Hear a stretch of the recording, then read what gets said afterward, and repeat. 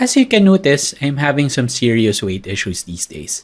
I've only come to realize over the years of dealing with fatness that everyone should be educated scientifically when it comes to fitness and weight management. The reality is, I've been dealt with bad genes and was raised with poor food choices and bad eating habits. Science says that these make me predisposed from an early age to have weight issues throughout my life. And guess what? Science has been correct.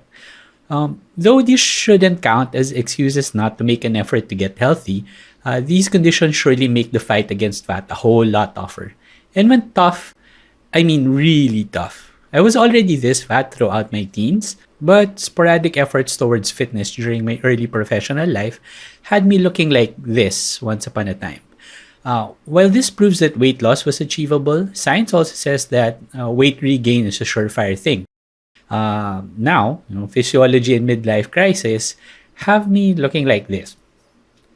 And I just wish that the knowledge that I have now about health and wellness were taught to me at a younger age. Many of my health issues now are supposed to be preventable had I been drilled with good habits and know how at a much earlier time. Uh, which leads me to question what was exactly the point of all of our PE classes back then? Apologies to my friends who are actual physical education teachers and fitness and sports coaches these days. In my mind, I have a list of the most petics professions, and teaching PE still ranks somewhere in that list. Sure, my thoughts are based on grossly outdated, limited, and biased data, but hey, historical data, right? You can't deny that once there were PE teachers who did absolutely squat, and this rant is directed to those in particular. My grade school PE teachers were probably the most guilty of certain transgressions. The PE class routine was basically this. The teacher whistles to get the class to huddle. He throws several balls at us for us to use. He disappears back into whatever cave the school assigned PE teachers to stay in. We played for the next 40 minutes to an hour, and that's it. You even track the time yourselves and you just leave the ball someplace when the class supposedly ends. It was more free playtime rather than physical education. There were no discussions about physiology and human kinetics, no talk of resting metabolic rates, heart rates, body mass index, body fat percentages, blood oxygen levels, hydration, diet, intermittent fasting, caloric deficits, and genetics. No lectures on the science of strength, conditioning, and flexibility. And I even remember that we had to buy textbooks on music arts and PE or MAPE, which we never really used. A sad part of this experience is that if ever PE teachers even chose to engage a class, they just ignore and sometimes even bully the fat and unathletic kids. The ones that need the most coaching and help. Perhaps even worse is when teachers miseducate you. I remember we had this one PE teacher who was trying to teach us how to kick a football. And he said, class, to kick a soccer ball, you should kick it hard with your toes.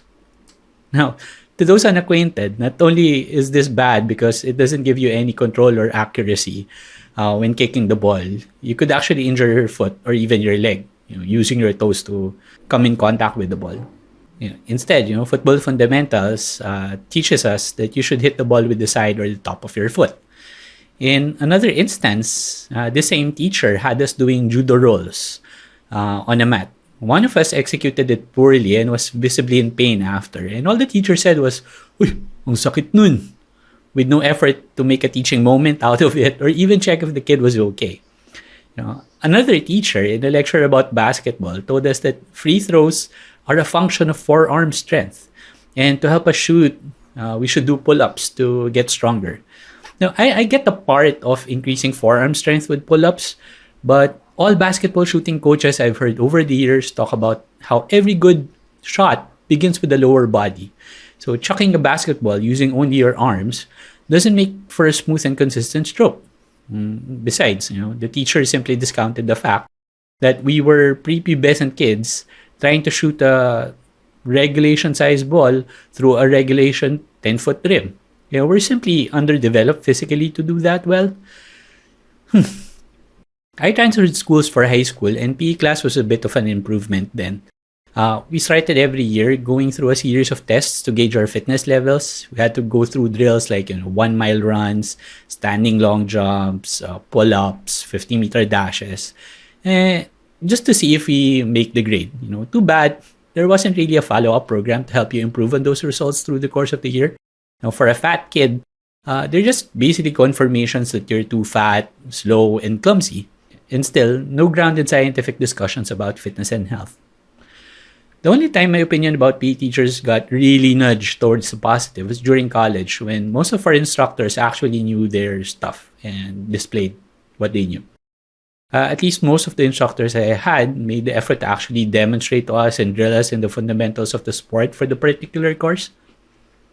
There was also a separate course that was offered covering health and fitness, which in hindsight I should have taken. I believe that part of the problem was with teacher qualifications or perhaps terms of their employment. Many of the PE teachers I had were actually great coaches for the school's varsity teams. I think that the school just assigned them PE teaching loads to maximize their employment, but they were primarily there in the school to coach varsity. It's actually nice that some universities now offer physical education and sports science degree programs, which would make for more qualified teachers. I sure hope physical education these days have come a long way from what I experienced. I've seen the Department of Education curriculum guide, and the one for the K-12 PE program does cover topics about body awareness, health, and wellness quite extensively. But I do wish that the program is being executed well by qualified teachers who actually give a damn about their students' health and development. Anyway, as for me, I'm just taking things one day at a time and trying not to be too hard on myself. Everyone gets a case of old, your metabolism slows down, blah, blah, blah. But I sure hope that I could still muster the strength to get to an acceptable level of fitness.